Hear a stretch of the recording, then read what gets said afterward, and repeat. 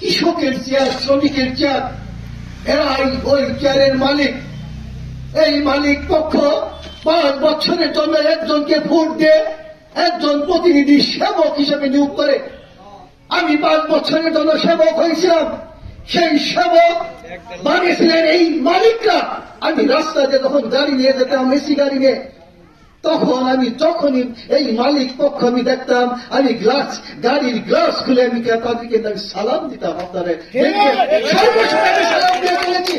আমি মনে করেছি আমি সেবক হিসেবে 5 বছরে নিয়োগ পেয়েছি।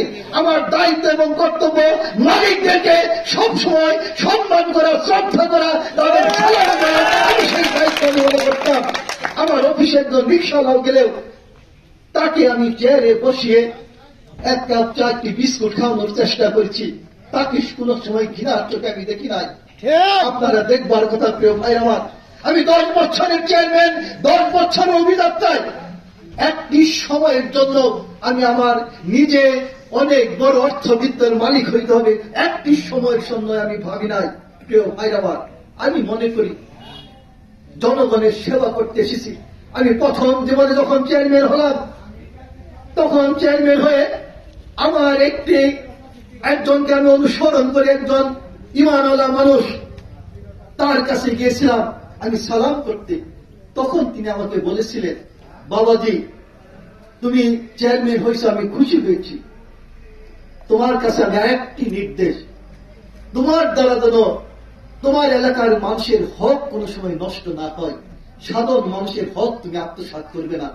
আমি আমার 10 বছর অভিজ্ঞতায় সবসময় একটি চিন্তাই করেছি, সাধারণ মানুষের টিআর, কাবিখা, বিজিএফ, বিজেপি একটি দানাও যেন আমি আত্মসাৎ না করি, আমার এই ব্লাডের মধ্যে না আসে।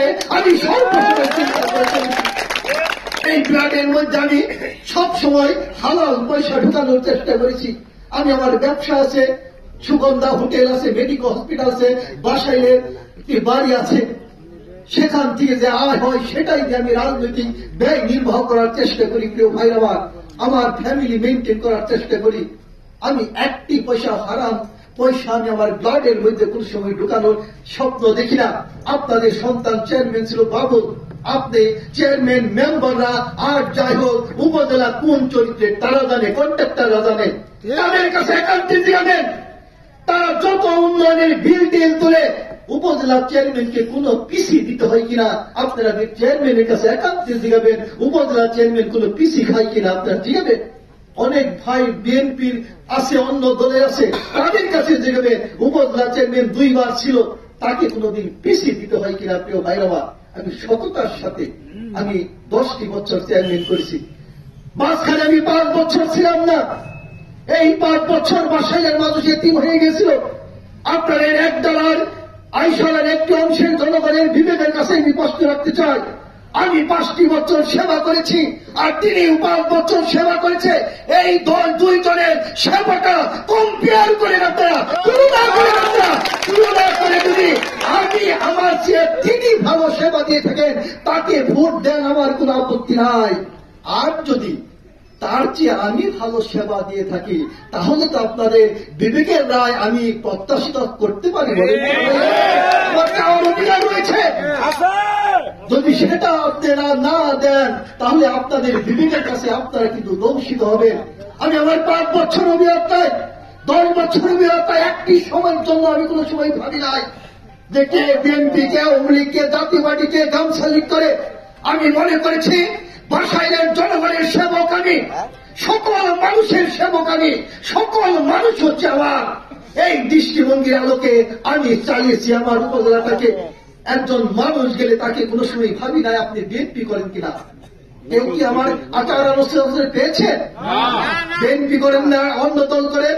আমি দল মতের ঊর্ধ্বে উঠে আমি 5টি বছর 10টি বছর মানুষের সেবা করার চেষ্টা করছি। প্রিয় ভাইরা, আর আজকে 5 তারিখের নির্বাচনে আপনাদের সকলের কাছে আমি বিনয়ের সাথে অনুরোধ করব, আপনারা আনারস মার্কায় ভোট দিবেন। প্রিয় ভাইরা, আজকে যখন নির্বাচনে এসেছি, একটি প্রশ্ন আকাশে বাতাসে উঠছে। নুরু ভাই বলেছে, সেই প্রশ্নটা কি? অলিভকে ঠেকাও।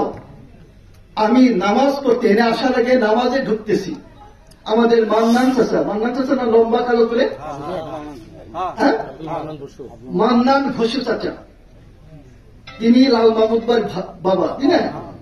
তিনি আমাকে বলছে, বাবাজি তোমার বিরুদ্ধে সকলে এক হইছে। কি এক হইছে? তোমাকে ঠেকাইতে চায়। আমি তাকে বললাম যে আল্লাহ তাআলার রহমত থাকলে আর জনগণ এক থাকে, যতই নেতারা ঠেকাতে চায় ঠেকাইতে পারবে না। এই আপনারা জনগণ, সাধারণ জনগণ, আপনারা যদি ঐক্যবদ্ধ থাকেন তাহলে কি ঠেকাইতে পারবে? কেন তারা ঠেকাইতে চায় তা কি আপনারা জানেন? আজকে আপনারা জানা থাকবার কথা।